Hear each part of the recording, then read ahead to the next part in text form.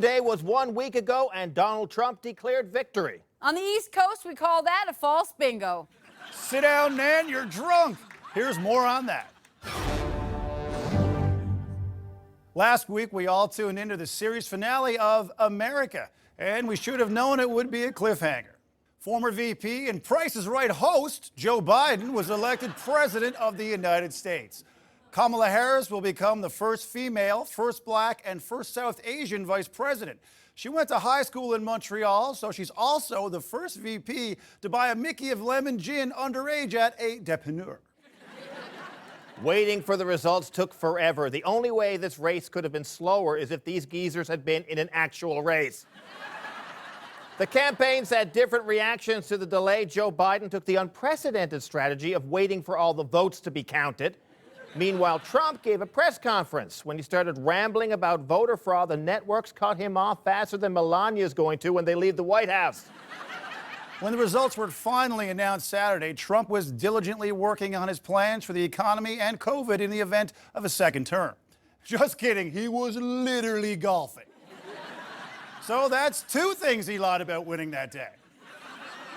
We have to give it up for all the news anchors doing an amazing job covering the results for 96 straight hours, especially the CBC for their hard-hitting interviews. Elmo's here. Elmo, how you doing, man? Doing great. How are you? Yeah, well, at least he interviewed the correct Sesame Street character because we all know Oscar the Grouch is full MAGA. Prime Minister Justin Trudeau tweeted his congratulations, saying he's really looking forward to working with Biden. He showed a lot of restraint there, not spelling really with 42 L's and a tears of joy emoji. Speaking of joy, I feel you, Justin. We're all so tired of Trump. Do you know how hard it is to write jokes about him? There's always so many ways you can say a man looks orange. That's why we're so excited to make fun of someone else for a change. Like Joe Biden says he wants to be everybody's president because he just can't live through another civil war. All right, let me try. Biden's so old he still refers to the White House as my buddy Abe's place. When it was announced that Joe Biden finally hit 270, people were like, years old? Joe Biden is so old that his climate change policy is don't touch the thermostat.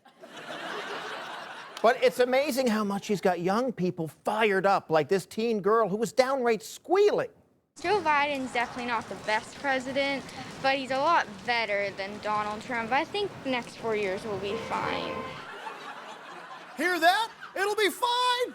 On behalf of all Canadians, we want to say it's about time somebody made America fine again.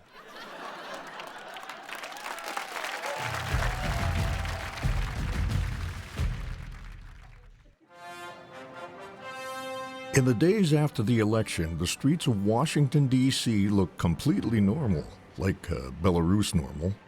It turns out the Trump administration has been good for Canadian softwood lumber after all. With no official result and a sitting president charging voter fraud, you can imagine that residents of the U.S. Capitol were pushed to their limits. I feel like it's working fairly well. It is what it is, and I mean... It's cool with me as long as every vote counts. We learned the U.S. never knows the official outcome of an election until much later. Well, the actual official decision comes when the Electoral College meets.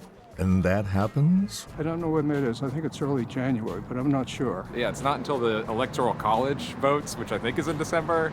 No one knows. First Wednesday after the second Monday. Yeah. Almost. Actually, it's the first Monday after the second Wednesday in December. And if that's hard to keep track of, think of it as the day after 2 weeks before the last Sunday. There's a lot of things about this country that doesn't make sense, and we just grew up with it, and we're kind of used to it by now. So, right. We showed you the U.S. voting system and how it differs vastly from state to state. It's not going to be as easy as or as simple as one unified voting system, because that would just make it too easy, and nothing here is like that easy, basically. The lack of federal standards allowed for delays in certain key states and a window for allegations of voter fraud.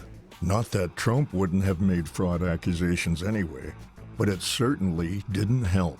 And the result was a nation stress-eating while watching CNN for 96 hours straight. Democracies can be fragile. they're fragile institutions. That you in Canada seem to have a pretty robust set of institutions and a democracy that's working pretty effectively right now. You guys are awesome. Hockey, what's the they put on top of fries in Montreal? Poutine? Yeah, that's pretty good. You guys seem really lucky right now with how you're dealing with all. You don't have to put up with all of this, which is lucky, but we're trying and just hoping for a better 4 years. It's going to be fun to see. I think no one knows at all what Donald Trump's going to do. He's not going anywhere. No, the demon will not have left the building for a while. He will probably chain himself to something there, and he will bawl like a baby and have a tantrum, and they will not be able to take him out. Ultimately, Trump was undone by his greatest enemy of all, math. Always known as a dumb guy. And the math part suggests the system sorta did work this time. Maybe. I don't know. See you in 4 years, America.